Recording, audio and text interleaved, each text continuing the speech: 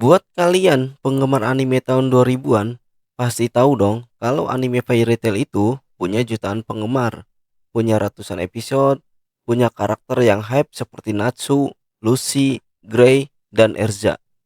Merchandise mereka pun ada di mana-mana dan komunitasnya yang solid.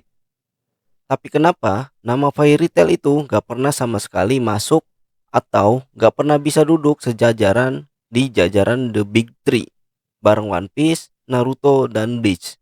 Apakah Fairy Tail itu kurang bagus? Atau sebenarnya ada alasan yang jauh lebih besar dari itu? Nah, di video kali ini kita akan bahas mengapa Fairy Tail tidak pernah menjadi anime Big Three, sekaligus kita nostalgia ya guys.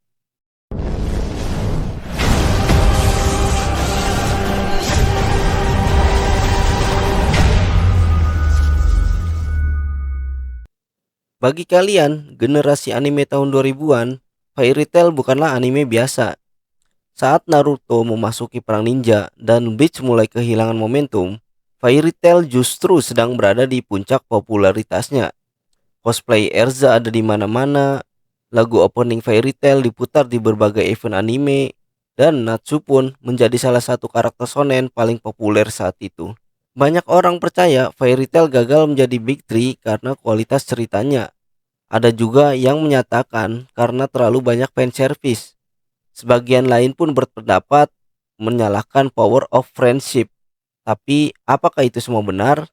Nah, ternyata masalahnya bukan di kualitas, bukan juga karena popularitas. Justru alasan terbesar berasal dari sesuatu yang tidak berhubungan dengan ceritanya. Yang harus kita pahami adalah sejarah istilah Big Three itu sendiri. Banyak dari kita mengira bahwa Big Three itu cuma sekedar gelar buat tiga anime paling populer di dunia. Padahal secara sejarah, istilah ini lahir dari fenomena spesifik di majalah Weekly Shonen Jump milik penerbit Shueisha di awal tahun 2000-an. One Piece, Naruto, dan Bleach menguasai sirkulasi pasar barat dan menyelamatkan industri pada saat itu. Nah, masalahnya Fairy Tail itu bukan anak kandung Shonen Jump. Dia terbit di majalah yang berbeda. Dia terbit di majalah saingannya, yaitu Weekly Shonen Magazine milik Kodansha, dan baru liris di tahun 2006. Secara timing dan gerbang generasi, Fairy Tail itu telat masuk pasar. Takhta Big Three itu udah dikunci rapat-rapat.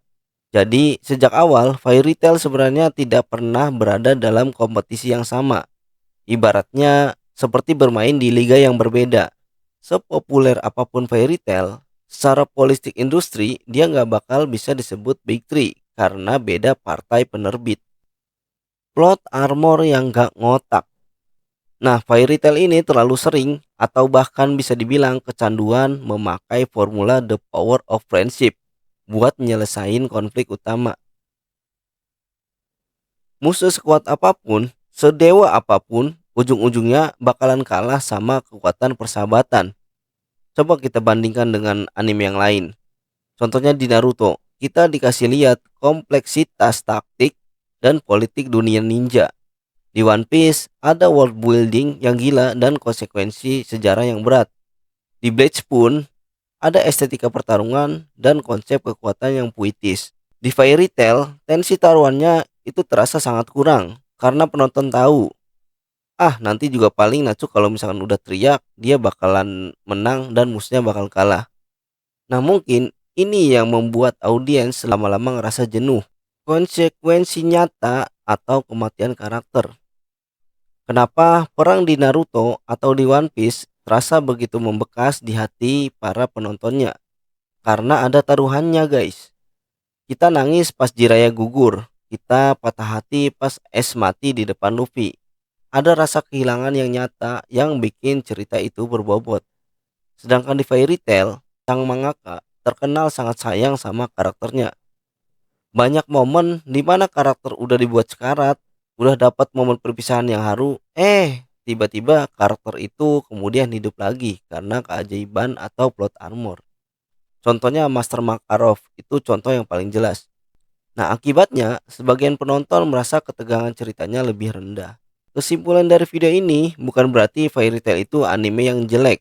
Enggak sama sekali. Fairy Tail itu tetap salah satu karya terbaik di generasinya. Kalau kalian butuh tontonan yang menghibur, musik yang megah, karakter yang lovable, dan vibes kekeluargaan yang kental, Fairy Tail itu nomor satu. Dia nggak masuk Big Three, bukan karena dia gagal, tapi karena dia lahir di era yang salah dan memilih jalan cerita yang lebih aman dan ramah buat dinikmati tanpa perlu mikir berat. Tapi satu hal yang pasti, Fairy Tail tetap menjadi salah satu anime shonen paling sukses sepanjang masa. Menurut kalian, apakah Fairy Tail itu layak masuk Big Three atau tetap di bawah Big Three? Tulis pendapat kalian di kolom komentar agar kita bisa saling tukar informasi. See you guys.